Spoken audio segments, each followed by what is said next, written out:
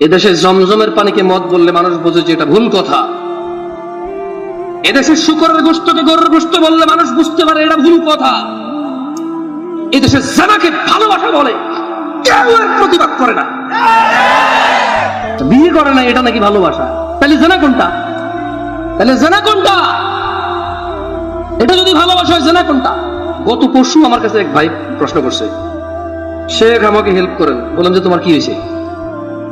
বললো যে আমি একটা মেয়েকে ভালোবাসি, ওই মেয়ে আমাকে ভালোবাসে। দেখলাম তো, বললো যে এখন ওই মেয়ের বাপ আমি বেকার দেখে আমার কাছে মেয়ে বিয়ে দিবে না, আমি যাবো বিদেশ।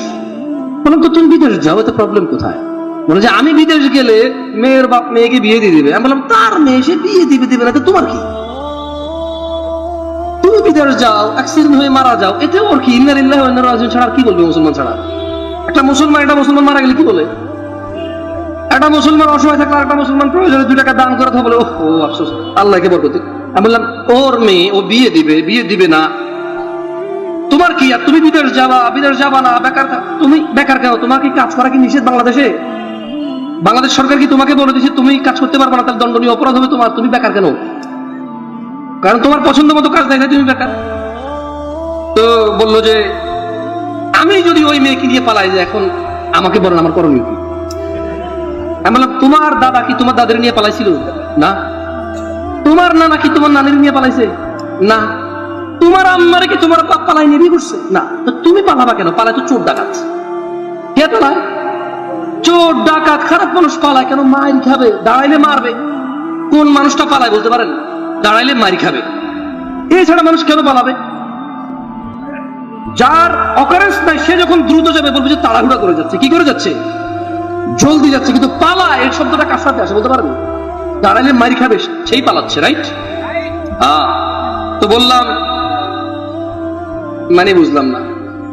আচ্ছা, জমজমের পানিকে যদি কেউ মদ বলে কেউ সহ্য করবেন?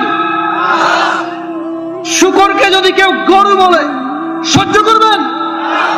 ও বিয়ে করেনি, মেয়ের সাথে কথা বলে, মেয়ে বিয়ে করেনি, ওর সাথে কথা বলে, এটা কি জেনা না ভালোবাসা? আপনারা সবাই এটাকে ভালোবাসা বলেন নাকি জেনা বলেন? না না, সবাই বলে ভালোবাসা, কেউ জেনা বলে না। যত পোলাপান প্রশ্ন করে সবাই তো বলে ভালোবাসে, যত মেয়ে প্রশ্ন করে তারাও বলে ভালোবাসে। এদেশে জমজমের পানিকে মদ বললে মানুষ বোঝে যে এটা ভুল কথা। এদেশে শুকরের গোশতকে গরুর গোশত বললে মানুষ বুঝতে পারে এটা ভুল কথা। এদেশে জানাকে ভালোবাসা বলে কেউ এর প্রতিবাদ করে না। ও কত নিচে নামছে অশ্লীলতা আসার কারণে। আল্লাহ বলেছে জানা, রাসূল বলেছে জানা, কোরআন বলেছে জানা, হাদিস বলেছে জানা, আলেম বলে জানা, হুজুর বলে জানা, ওর মা বলে জানা, ওর বাপ বলে জানা, ওর সমাজ বলে জানা, ওর দিন বলে জানা, ওর নিজে জানে জানা, ও বলে ভালোবাসা। ও বলে কি? ভালোবাসা। বিয়ে করে না, এটা নাকি ভালোবাসা। তাহলে জানা কোনটা? তাহলে জানা কোনটা? এটা যদি ভালোবাসা হয় জানা কোনটা? আল্লাহ আমাদেরকে বুঝার তৌফিক দান করুন। যাই হোক, কোরআন তেলাওয়াত করলাম না বেশি।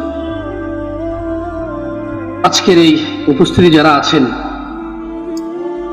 যারা ইলম অর্জনের জন্য এতটুকু এসেছেন, রাসূল সাল্লাল্লাহু আলাইহি ওয়াসাল্লাম বলছে যে ব্যক্তি ইলম অর্জনের জন্য আল্লাহর রাস্তায় বের হয়, আল্লাহ সুবহানাহু ওয়া তাআলা তার জন্য জান্নাতের রাস্তা সহজ করে দেন। ছোট ভাই আমার, যদি কোনো হারামে লিপ্ত থাকো, খবরদার এখন স্টপ করো। তুই তো মারাও যেতে পারো, আর তুমি যাকে পছন্দ করো সেও তো মারা যেতে পারে। তুমি বিয়ে করলে মেয়ের ভাগাই নিয়ে যায়, অথবা তুমি হারামে লিপ্ত আছো, এটা অ্যাক্সিডেন্টে মারা যেতে পারে না? ফিরে আনতে পারবা? মৃতকে। কেন এমন করছো? তাহলে এগুলা বন্ধ করো। আমি তোমাকে বন্ধ করাতে পারবো না, এতটুকু আস্থা রাখো। তোমার পূর্বে কোন অশ্লীল মানুষ সফল হয়নি, তুমি আর তোমার পরে কেউ সফল হতে পারবে না।